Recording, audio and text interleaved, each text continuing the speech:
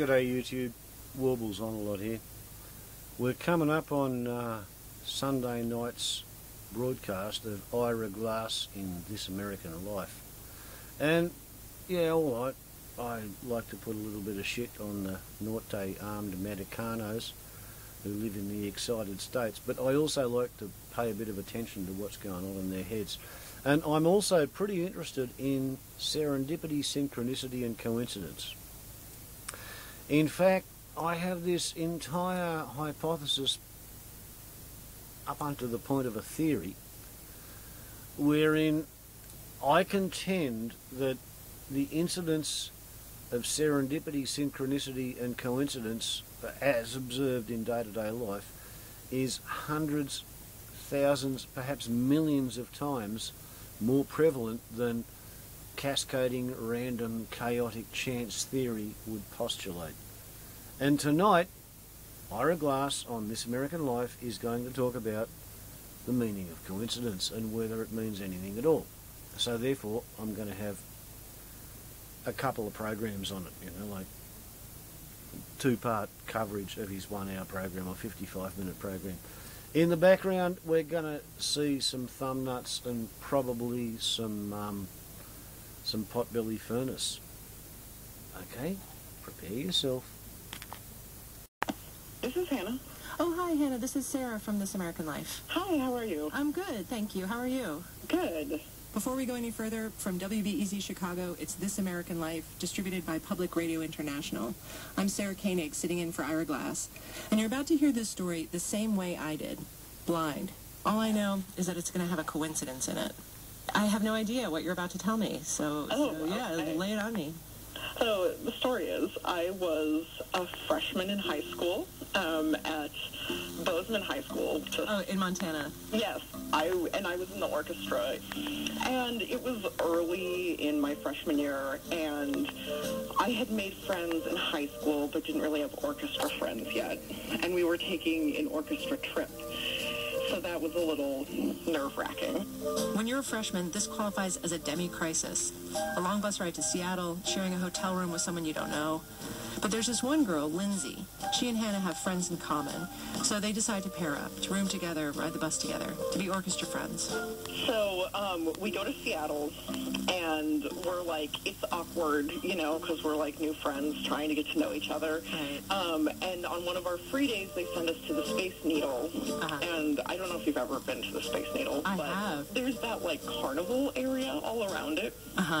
And we were playing the little games all around there, and we won Poopa Troopers. Do you know what those are? No. Of a plastic parachute. And you're supposed to drop them from somewhere, and the plastic parachute sort of expands. And oh, what did you call them? Poopa Troopers. Really? I didn't quite believe Hannah about this, but she looked it up. It's true. Poopa Troopers. I just did a Google image search for Poopa Troopers, and I'm seeing images of the little guys. But wait, is it a generic name or is it a brand name? I think it's a brand name. I think from what I'm seeing here, Imperial Poopa Troopers, maybe? His Highness, 4-star General Poopa Trooper? Yes, exactly. Back to the plot here. Hannah and her new friend Lindsay go to the top of the Seattle Space Needle to try out their prizes. So we got in the little elevator and ran to the top and ran to the edge and threw the Poopa Troopers over the edge because there's nothing to stop you, really. Yeah. And we were just, like, in peals of laughter, and we thought it was so hilarious, and it sort of broke the ice in our friendship. Lindsay and Hannah become best friends all through high school. Cut to senior year. 4 years later, another orchestra trip. This time to Reno, Nevada. Hannah and Lindsay are in their hotel room, studying. And so Lindsay and I are both sitting at the desk in this hotel room in Reno, Nevada, and a Poopa Trooper comes flying out of the sky and lands on the windowsill of our hotel room. And we both, like, we couldn't believe it. We opened the window and we grabbed the Poopa Trooper and we ran into the hall to try to, like, find other people in our orchestra. Like, we thought someone had been playing a trick on us, but no one knew what we were talking about. No one even remembered the thing in Seattle. And so I still, to this day, don't know why that happened. Once in a while, we get pitches like this at the radio show. Coincidence stories. And since they don't really fit into our usual every week we bring you a theme format, we've been setting them aside, wondering what to do with them. They mean so much to people. I don't know. It felt like it was about our friendship. It felt, I'm not someone that believes in God, really, but it felt a little bit like an act of God or something, like just sort of cosmic and larger than us. Finally, it hit us. If we got enough of them, we could put them on the radio as their own thing. So we put out a call to listeners. Send us your coincidence stories. And you did. Hundreds and hundreds of you did. We've read at least 1,300 coincidence stories, interviewed dozens of people. Here are just a few things we've learned. You're most prone to coincidences when you're young, teens or 20s. Lots of coincidences involve your grandmother. You're likely to experience a coincidence if you're in or near the Netherlands. Coincidences also happen to you in or near airplanes or on Craigslist. For many of you, coincidences were the answer to your prayers or helped you find your missing bike. Also, there are coincidences hidden in your name, your keys, your clothes, your address. We heard stories about a lost roll of film discovered, coincidentally, in the stomach of a decomposing hyena. About the man who got his favorite T-shirt back from a stranger's knapsack in Slovakia. About the woman who was dating not one, but two Mark Steven Andersons at the same time. About the student whose car broke down in rush hour on a busy highway, and the one person who just happens to stop who comes to her rescue. It's her dad, who lives 4 hours away. And one of my favorites, from a woman named Jill Peterson, who felt nauseated on the subway in New York City. As they pull into the 2nd Avenue stop, there's a garbage can perfectly positioned to help her out. So the train door's open, and I'm beelining it for this can. And as I get there, out of the corner of my eye, I kind of see, like, another person heading my direction, kind of like going for the can, too. And,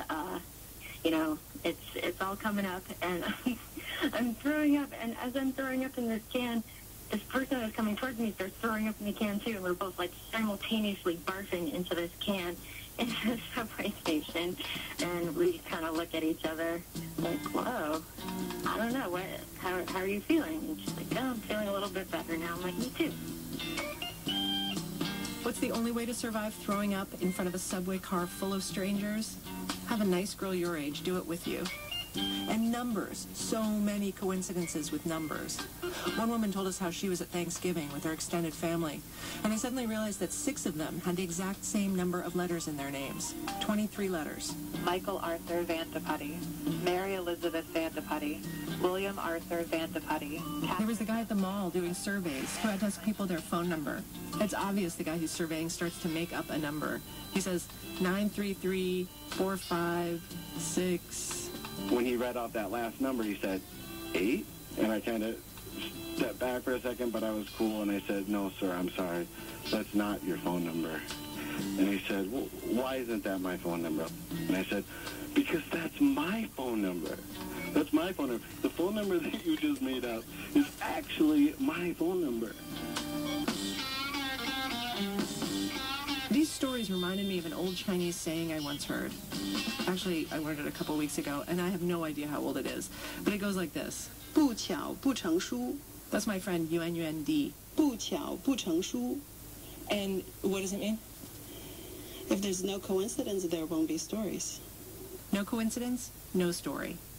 To imply that, of course, lives are all, developed in the ways that we can't predict. So is it like if you heard a story with a coincidence, afterwards you might be like, no coincidence, no story, like that? That's right, yes. Just an expression you use to quote. Is it like a corny thing to say? Mostly, I think, no, it won't be a corny thing to say. Do you ever use it? When I'm corny, yes. At the risk of being corny, I'm going to say it. Today's show, no coincidence, no story. While the big man's away, I was on vacation, We're going to sneak these coincidence stories onto the air.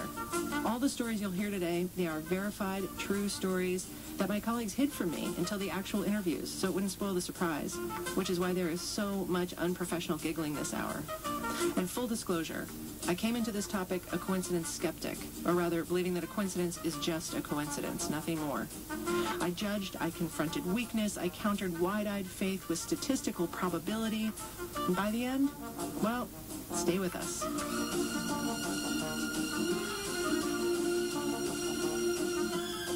Act 1, Grandmas. Blake Oliver is living in Nicaragua right now. We talked on Skype. About 4 months ago, he was on the phone to his friend Camille, who goes by Cammy. He mentioned to her that the screensaver on his iPhone had been the same picture for a long time, that he wanted to change it.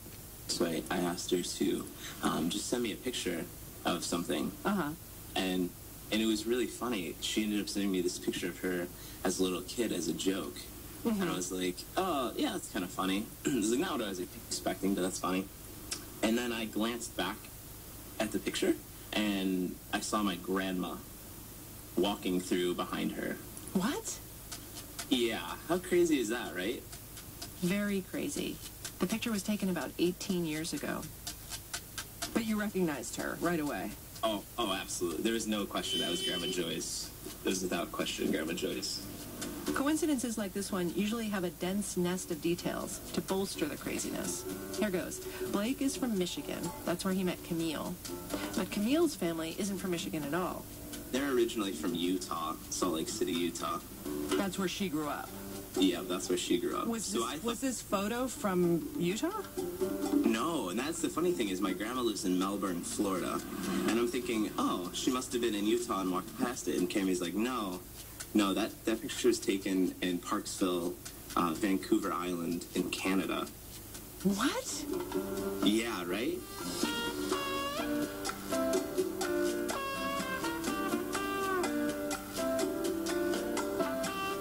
Blake figured out that at the same time that Cammy and her family were on vacation in Vancouver, Grandma Joyce had gone there to visit some of her husband's relatives. Like, what are the chances to think that not only did I meet Cammy, but she sends me this picture of her in the background of my grandma? I don't know what the chances are. Minuscule.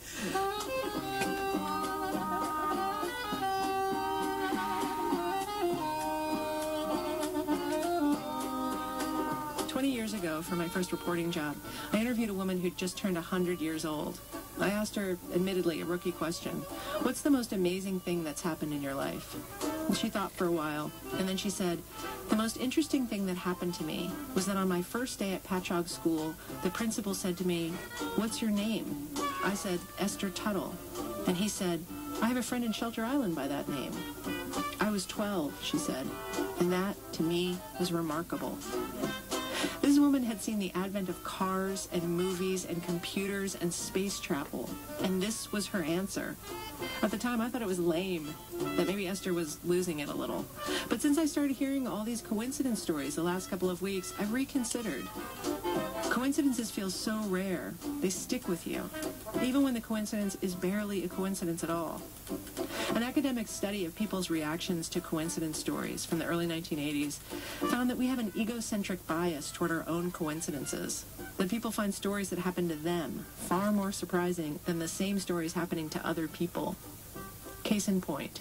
My name is Juliana Bontrager, and I'm 16 years old. Juliana, she's got a problem with her grandmother. My grandma has been obsessed with coincidences, and she finds them in her life all the time, and she always wants to tell everyone about them. And we get kind of annoyed with her sometimes because she thinks they're so incredible and how they happen to her all the time. And it's just, it's every time we see her, oh my gosh, you would not believe what happened to me. And they're always, I was at the hospital with, she lives with her cousin, so she takes her cousin to the doctor's office quite a bit for appointments and stuff, and she'll be sitting in the waiting room, and then, they'll drive to go get lunch after that, and they'll see the people they were waiting in the waiting room with at the restaurant. Mm-hmm. And I've always, I always thought that was funny, because it's like, yeah, it's a coincidence, but, maybe they're just going to get lunch too. Like, it's not that big of a deal. Yeah. So then, A while ago, I was doing a project in my English class. We were reading the Scarlet Letter book. Uh-huh. And I was, once we finished the book, our, end project was we had to come up with what our sin was or what sin we struggled with the most.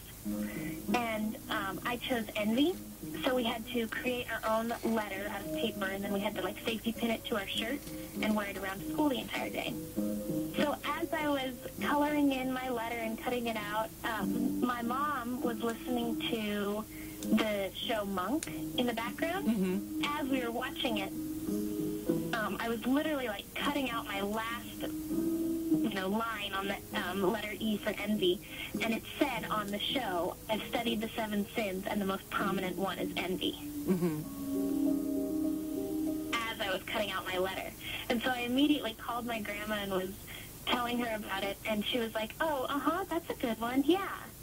And then I didn't really hear back from her after that, and I thought, well, maybe she's just envious of my great coincidence.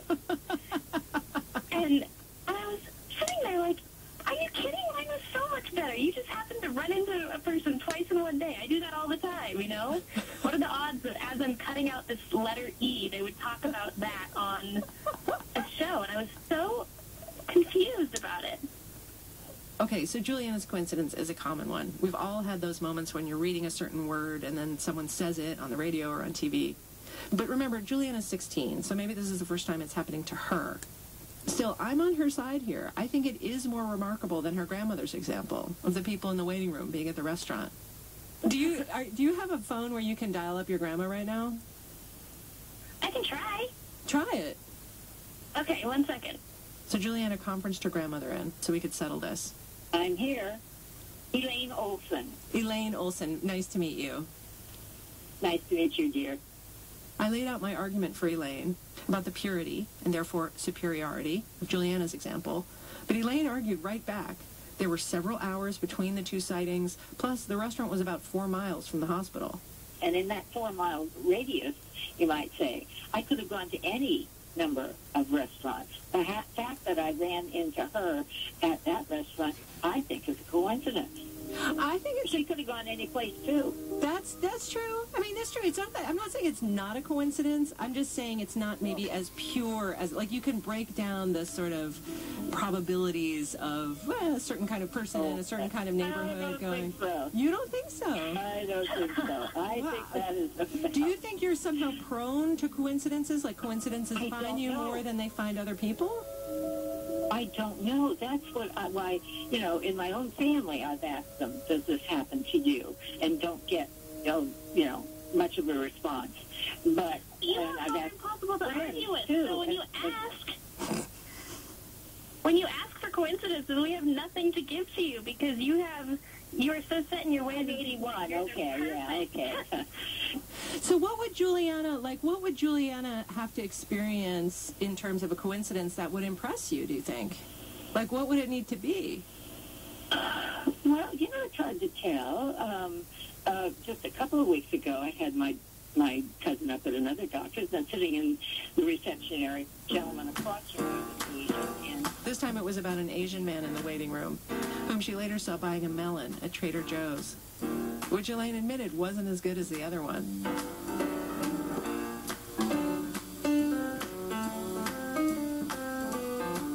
Act 2, In God We Trust. It's probably no surprise that we got a huge number of coincidence pitches about love, romantic love. A few years ago, after Stephen Lee proposed to his girlfriend Helen, they brought their families together for the first time to celebrate the engagement. My mom and my stepdad came to New York to meet with Helen's parents, and basically over the course of dinner and coffee afterwards, we discovered that basically my father had dated my wife's mother back in Korea back in the 1960s. And he had proposed to her. I'm going to slow this down a sec just to let it sink in. Helen's mother had almost married Stephen's father, his late father, actually. He died when Stephen was 17. And how this all came out was that after they had dinner, they went back to Stephen's apartment. They were looking at Stephen's family photographs.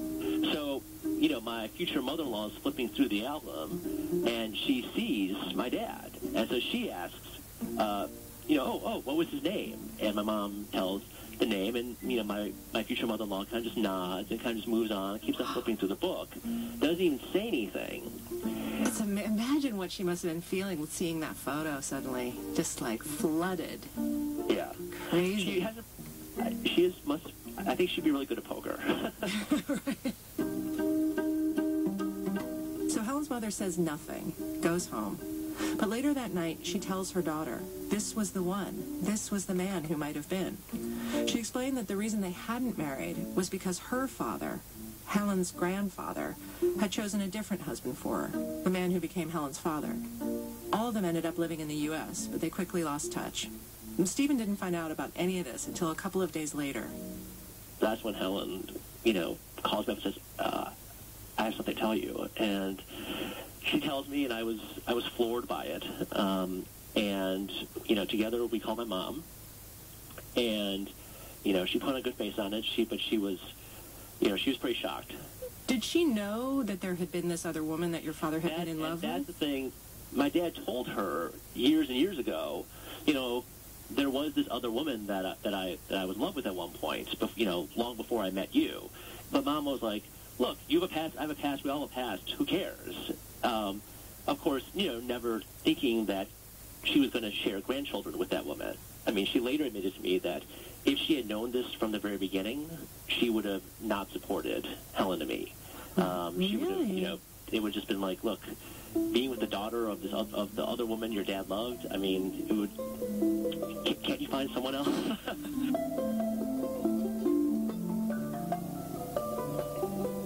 How did you take this coincidence? Did it come to mean anything to you or to Helen? Yeah. There's something about it, the fact that, I didn't have the time with my dad that I wished I had had. Yeah. And then suddenly to kind of have him be kind of an active part of my life again, to think that I could talk to my mother-in-law and hear what he was like in his 20s, something that my mom doesn't even know. And, Helen's father is a strong believer in the idea that somehow my dad is behind all this, that somehow, he's kind of helped make all this happen.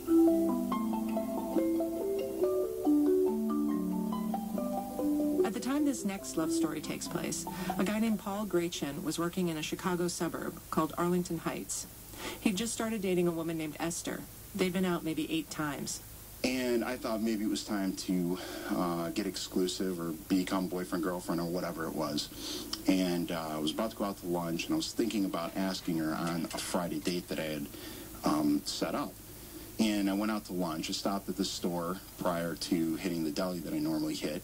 And I got some change, went to the deli, ordered my sandwich. It was $6 or something like that. I pulled out a $5 from my wallet, and I pulled out the couple bucks change that I had gotten from the store, handed the clerk one of the ones, and then I looked at it and I pulled it back. Written on the dollar in pencil was Esther. And I thought, oh, that's weird. I'm thinking about Esther and go steady, and I get this dollar that says Esther on it. It's bizarre. So I stuck it in my pocket, chuckled. I went to the store. I got one of those floating frames and a little piece of gold lame, and I stuck the dollar in the frame. So it was floating in the middle on this piece of gold, as if, you're going to go in a church in Italy and they had a fragment from the robe of some saint or something like that. And I called it the Immaculate Dollar of Arlington Heights.